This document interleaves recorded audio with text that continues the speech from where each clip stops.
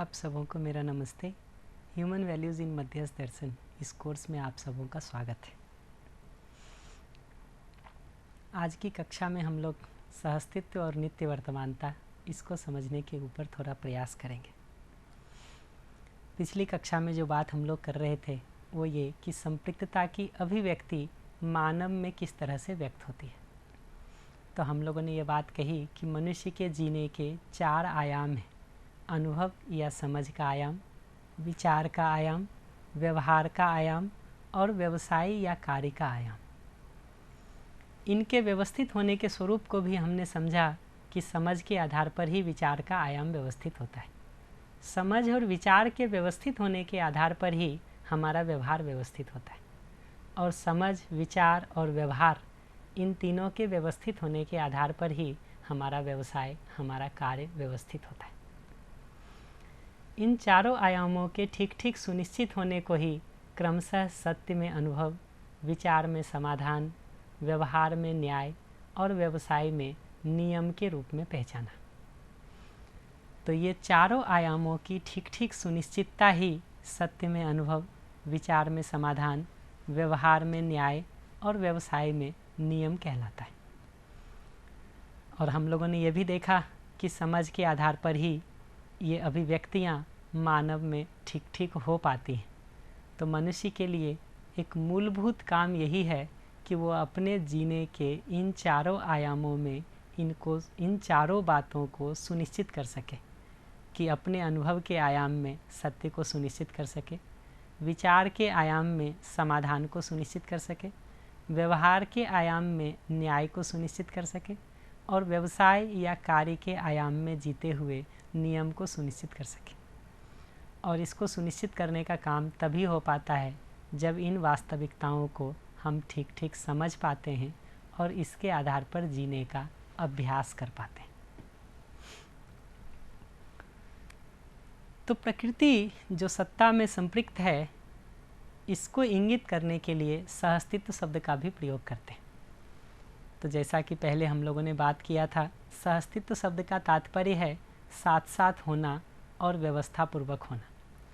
तो ये व्यापक या सत्ता और प्रकृति, ये दोनों हमेशा एक दूसरे के साथ जुड़ी हुई ही होती है, साथ साथ ही होती है। इस रूप में सत्ता में प्रकृति के संपृक्त होने को सहअस्तित्व शब्द से भी इंगित करते हैं।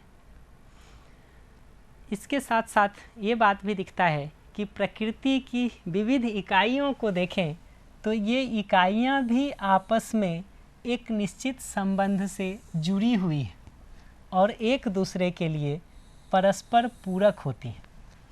इस रूप में सहअस्तित्व शब्द का प्रयोग प्रकृति की इकाइयों की परस्पर पूरकता को इंगित करने के लिए भी किया जाता है। तो अगर आप पेड़ पौधों को देखें और पशु पक्षियों को देखें तो ये एक दूसरे से जुड़े हुए ही हैं, एक दूसरे को प्रभावित करते ही हैं, एक दूसरे के लिए परस्पर पूरक है। तो उसी तरह से हवा, पानी, मिट्टी को भी देखें तो ये पेड़ पौधे के साथ जुड़े हुए ही हैं और एक दूसरे को प्रभावित करते हैं, एक दूसरे के लिए पूरक है।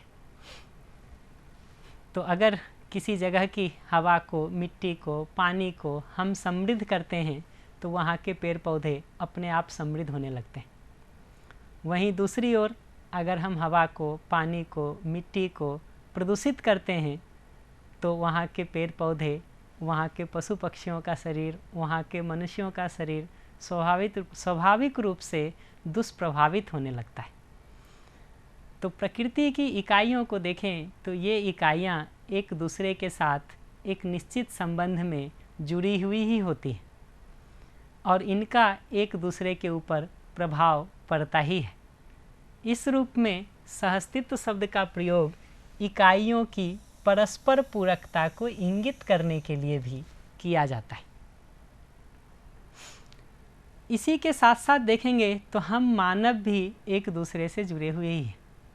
परिवार के एक सदस्य के रूप में, समाज के एक सदस्य के रूप में, राष्ट्र या अंतर्राष्ट्र के एक सदस्य के रूप में हमारा एक दूसरे के साथ जुड़ाव है ही।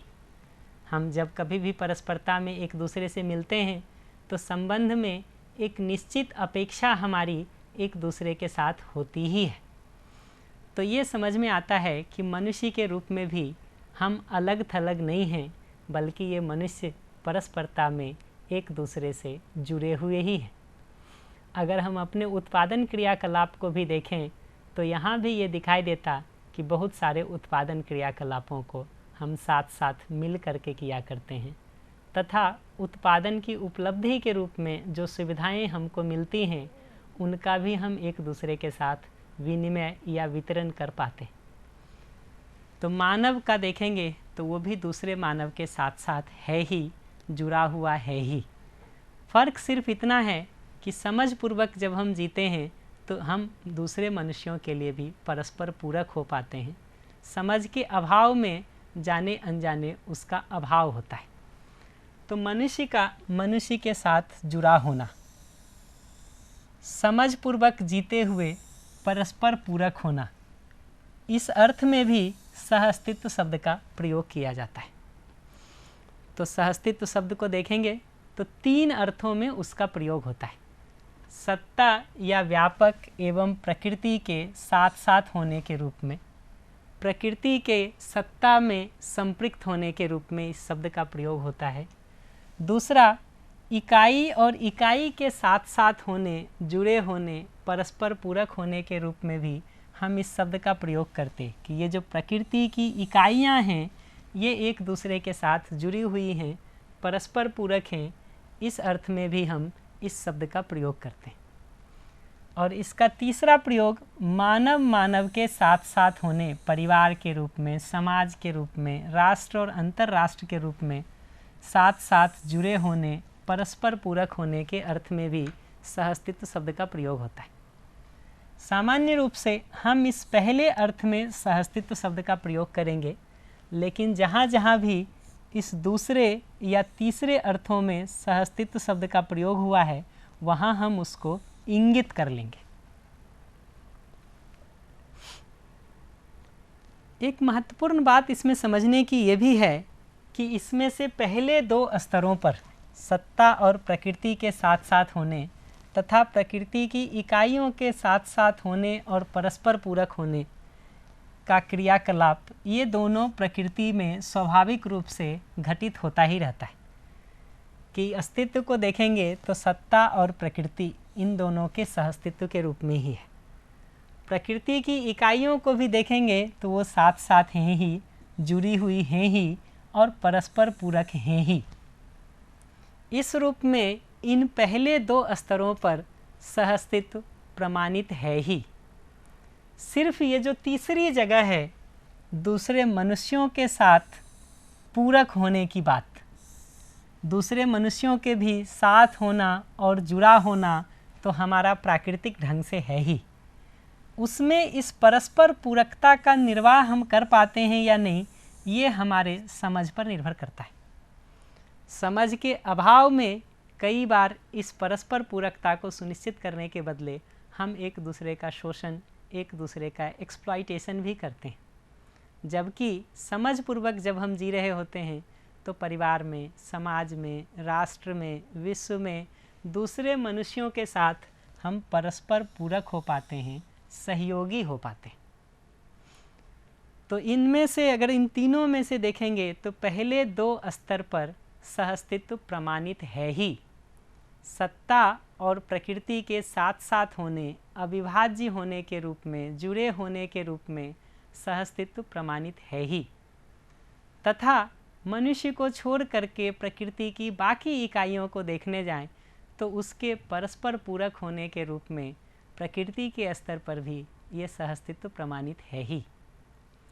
इस तीसरे स्तर पर मानव मानव की परस्परता के संदर्भ में जब हम देखते हैं तो हमारी चाहना तो यहाँ भी परस्पर पूरक होने की ही है। आप अगर अपनी चाहना को देखने जाएं कि जिन मनुष्यों के साथ भी आप जी रहे होते हैं, आपकी स्वाभाविक रूप में क्या अपेक्षा होती है, वो आपके साथ परस्पर पूरकता का निर्वाह करें या आपका शोषण करें। तो उत्तर हमारा बहुत क्लियर है, बहुत साफ है। लेकिन ये दिखता है कि चाहना होने मात्र से वो जीने में आ जाए, ये ज़रूरी नहीं है। जीने में आने के लिए तो वास्तविकताओं को अध्ययन पूर्वक समझना और वैसा जीने का अभ्यास करना ये महत्वपूर्ण है।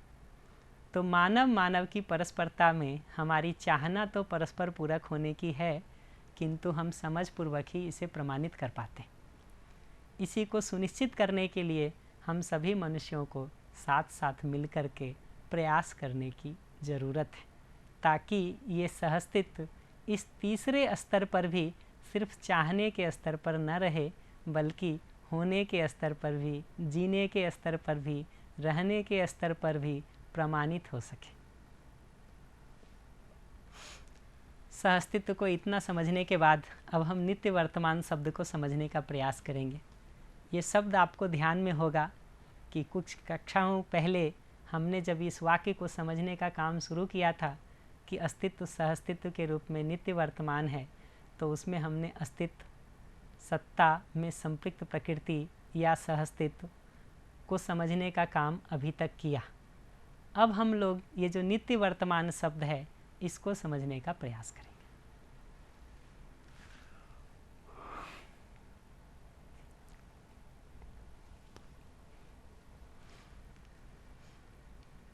तो नित्य शब्द को देखें तो जो हर देश काल में एक जैसा बना रहता है उसके लिए हम नित्य शब्द का प्रयोग करते हैं।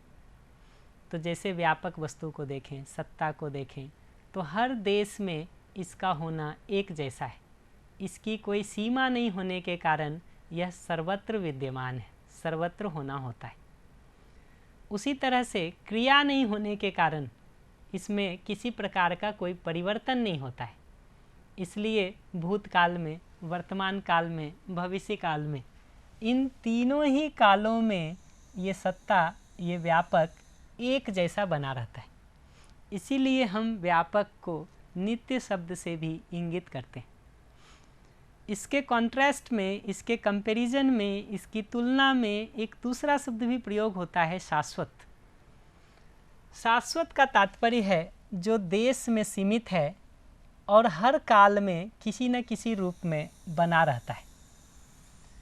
तो इसको देखने जाएं तो इकाई के बारे में ये बात दिखती है कि इकाई देश में सीमित है, हर देश में इसका होना नहीं होता है।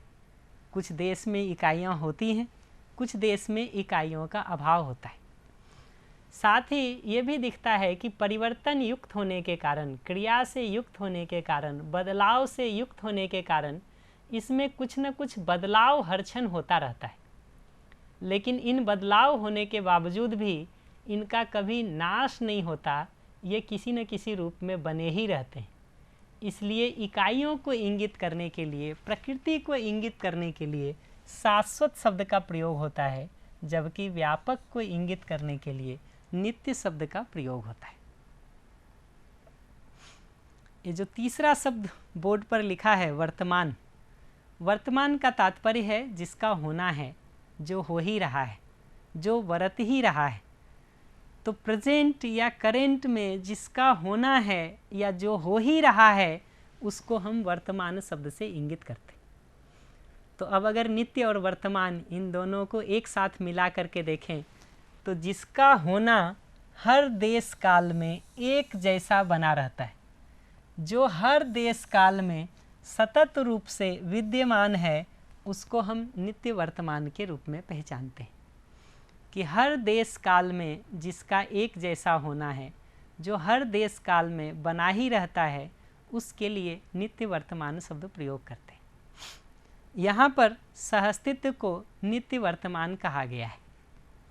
सहअस्तित्व को नित्य वर्तमान कहने का आशय यह है कि सहअस्तित्व जो सत्ता में संपृक्त प्रकृति के रूप में है, इसमें से सत्ता या व्यापक वस्तु तो हर देश काल में एक ही जैसी बनी रहती है, उसमें कोई भी बदलाव नहीं होता। इकाइयों को देखेंगे तो इकाइयों में परिवर्तन तो होता है, बदलाव तो होता है, लेकिन किसी न किसी रूप में उनका बना रहना होता ही है। और जहाँ कहीं भी वो रहती हैं, जब कभी भी रहती हैं, व्यापक के सहअस्तित्व में ही रहती हैं, क्योंकि व्यापक के साथ अविभाज्य रूप से इनका जुड़ा होना है ही। तो प्रकृति में कितना भी परिवर्तन होता रहे, वह हमेशा सत्ता में संपृक्त ही रहती है, सत्ता के सहअस्तित्व में ही रहती है। इस रूप में सहअस्तित्व हर देश काल में एक जैसा बना रहता है। तो एक जैसा बने रहने के कारण, एक जैसा बने होने के आधार पर इस सहअस्तित्व को, इस सत्ता में संपृक्त प्रकृति को नित्य वर्तमान शब्द से इंगित किया गया है। तो जितनी चर्चा अभी तक हम लोगों ने की पिछली 4 कक्षाओं में, वो इस एक वाक्य को समझने के संदर्भ में हम लोगों ने चर्चा को शुरू किया था कि अस्तित्व सत्ता में संपृक्त प्रकृति के रूप में नित्य वर्तमान है। तो हम लोगों ने ये देखा कि अस्तित्व में 2 प्रकार की वास्तविकताएं हैं, एक सत्ता या व्यापक वस्तु है और दूसरी प्रकृति है। और ये दिखता है कि ये प्रकृति कुछ जगहों पर है, कुछ स्थानों पर है, क्रिया के साथ है, क्रिया युक्त है, जबकि व्यापक का होना सर्वत्र है और वो क्रिया रहित है। साथ साथ ये भी दिखता है कि ये दोनों एक दूसरे के साथ अविभाज्य रूप से जुड़े हुए हैं। इकाई जब कभी भी होती है, जहाँ कहीं भी होती है, व्यापक के सहअस्तित्व में ही होती है। फिर हमने नित्य वर्तमानता को समझने का प्रयास किया कि हर देश में, हर काल में एक जैसा बने रहने के कारण इसको नित्य वर्तमान शब्द से इंगित किया है। तो सहअस्तित्व को देखेंगे तो हर काल में एक जैसा बना रहता है। देश के रूप में अगर देखने जाएं तो इकाई जब कभी भी होती है, जहाँ कहीं भी होती है, व्यापक के सहअस्तित्व में ही होती है, व्यापक के साथ ही होती है। इस रूप में सहअस्तित्व नित्य वर्तमान है और पूरे अस्तित्व का चूँकि कभी नाश नहीं होता, विनाश नहीं होता, किसी न किसी रूप में उसका बना होना होता ही है, इसीलिए अस्तित्व समग्र को अगर देखेंगे तो वह नित्य वर्तमान है। और अस्तित्व के स्वरूप को देखेंगे तो सत्ता में संपृक्त प्रकृति इसका स्वरूप है, जिसे सहअस्तित्व शब्द से भी इंगित किया गया है। और पीछे की कक्षाओं में हमने इस पर बात किया था कि इस सहअस्तित्व में रहते हुए हर इकाई क्रियाशील रहती है, ऊर्जा संपन्न रहती है। एक तो ये बात कही थी। दूसरा ये कहा था कि इकाई इस व्यापक के सहअस्तित्व में रहते हुए स्वयं में व्यवस्थित रहती है, नियंत्रित रहती है, अपने को एक व्यवस्था के रूप में बनाए रखती है। और तीसरी बात ये कही थी कि परस्परता में दूसरी इकाइयों के साथ ये अपने संबंध को ठीक ठीक पहचान पाती है और उसका निर्वाह कर पाती है। इस आधार पर अस्तित्व समग्र में अपनी भागीदारी को सुनिश्चित कर पाती है। तो संपृक्तता को समझने के तहत हमने इन 3 बातों का विस्तार किया था कि इकाई का ऊर्जा संपन्न होना, इकाई का स्वयं में व्यवस्थित होना और इकाई का समग्र व्यवस्था में भागीदार होना। संपृक्तता के तहत हर इकाई में ये बात एक जैसी दिखती है, समान रूप से दिखती है। तो जब हम ये वाक्य कहते कि अस्तित्व सत्ता में संपृक्त प्रकृति के रूप में नित्य वर्तमान है, तो इसके बैकग्राउंड में इतनी बातों को ध्यान में रखा जाए कि अस्तित्व में कुल 2 ही वास्तविकता है, एक सत्ता और दूसरी प्रकृति। और इनका अंतर संबंध ये है कि ये प्रकृति सत्ता में संपृक्त है, जिसको हमने डूबा होना, भीगा होना, घिरा होना इन शब्दों से प्रयोग किया था। और इस संपृक्तता के फलस्वरूप इकाई ऊर्जा संपन्न रहती है, स्वयं में व्यवस्थित रहती है और संबंध को पहचानने, निर्वाह करने के आधार पर समग्र व्यवस्था में भागीदारी करती है। और आखिरी बात इसमें समझने की यह है कि ये अस्तित्व नित्य वर्तमान है, इसका कभी नाश नहीं होता। हर देश में, हर काल में अस्तित्व का होना है ही, जो सहअस्तित्व के रूप में है। तो आगे से जब कभी भी इस एक वाक्य का हम प्रयोग करेंगे कि अस्तित्व सत्ता या व्यापक में संपृक्त प्रकृति के रूप में नित्य वर्तमान है, तो इतनी बातें हमारे स्मरण में होना आवश्यक है।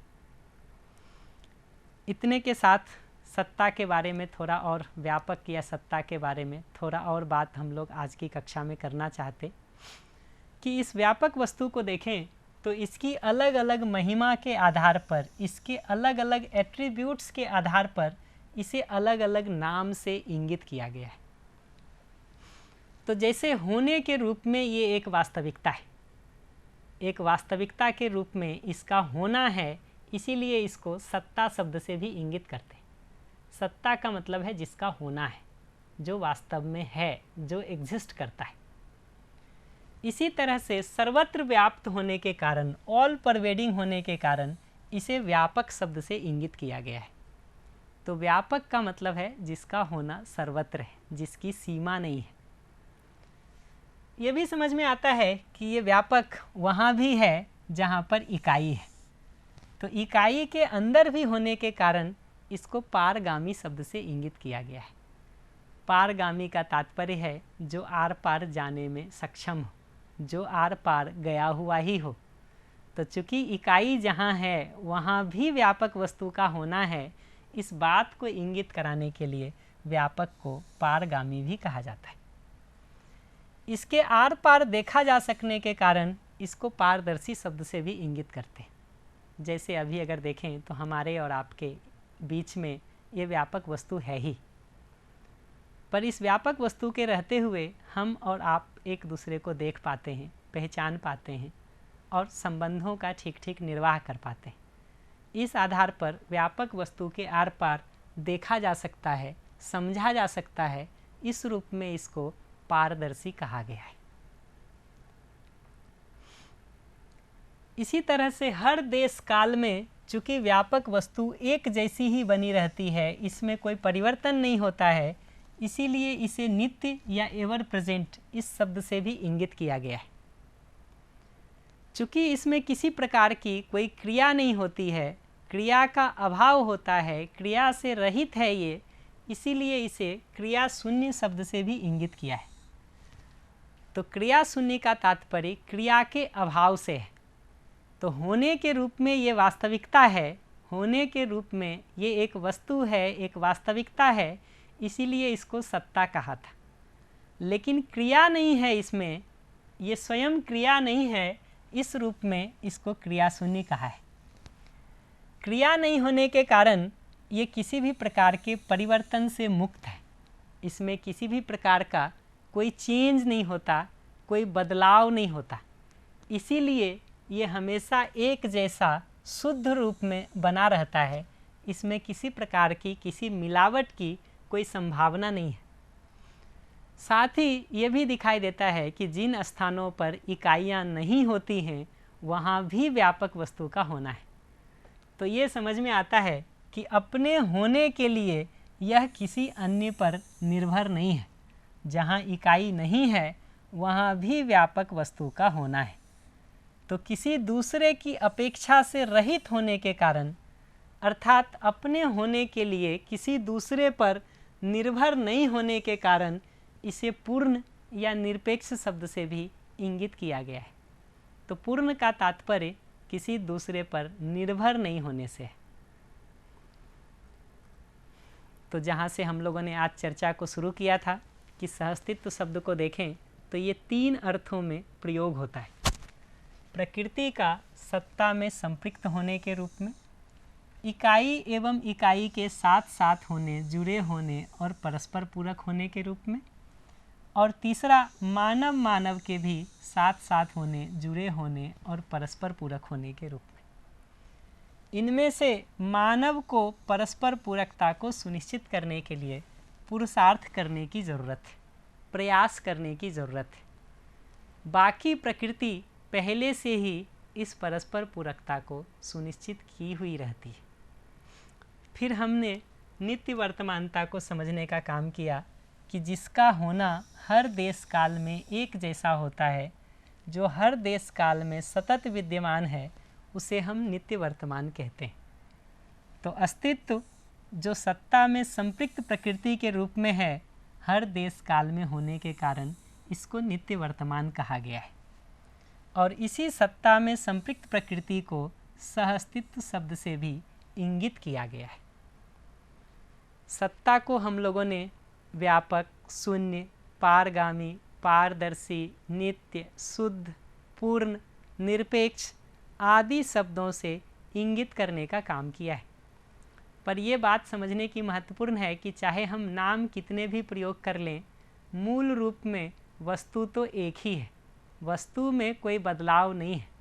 अलग अलग शब्दों का प्रयोग करने से इतना ही होता है कि उसी एक वस्तु की अलग अलग महिमा के बारे में, उसके अलग अलग प्रभाव के बारे में हमारा ध्यान चला जाता है, उसकी अलग अलग विशेषताओं के ऊपर हमारा ध्यान चला जाता है। अन्यथा वस्तु तो एक ही है जिसको हम अलग अलग शब्दों से इंगित कर रहे हैं। तो सामान्य उदाहरण में देखें तो चाहे हम पानी कहें, चाहे हम जल कहें, चाहे हम वाटर कहें, चाहे हम अम्बु कहें, वस्तु के रूप में तो उसी एक वस्तु को इंगित कराने का काम होता है। तो इतने विवरण के साथ अगली कक्षा में हम लोग प्रकृति को थोड़ा विस्तार से समझने का काम करेंगे। उसके पहले ये 2 बातें आपके लिए होमवर्क के रूप में हैं कि पिछली 4 कक्षाओं से जो ये वाक्य को हम समझने की कोशिश कर रहे थे अस्तित्व को समझने के क्रम में, कि अस्तित्व सहअस्तित्व के रूप में नित्य वर्तमान है, इस कथन की अपने में जांच परख करके देखें कि ये आपको समझ में आता कि नहीं, ये आपको ठीक लगता कि नहीं, आप अस्तित्व को ऐसा देख पाते कि नहीं। और दूसरा ये कि प्रकृति की हर इकाई चूँकि व्यापक में ही संपृक्त है, इस रूप में एक दूसरे के साथ जुड़ी हुई ही है। हम मानव भी इसी व्यापक में संपृक्त हैं। इस आधार पर दूसरे मानव के साथ और शेष प्रकृति के साथ हमारा जुड़ाव है ही। जहाँ कहीं भी ये जुड़ाव होता है, ये संबंध होता है, वहाँ उसके निर्वाह के क्रम में हमारी एक दूसरे से कुछ निश्चित अपेक्षाएं होती ही हैं। इस रूप में मनुष्य की परस्परता में भी हम एक दूसरे से कुछ निश्चित भावों की अपेक्षा रखते ही हैं। इन अपेक्षाओं के पूरा होने पर हमें तृप्ति मिलती है तथा इनके पूरा नहीं होने पर हमें एक दूसरे से शिकायतें होती हैं। ऐसा है कि नहीं, इस बात का भी जांच परख करके देखा जाए। तो अगली कक्षा में हम लोग मिलते हैं। धन्यवाद।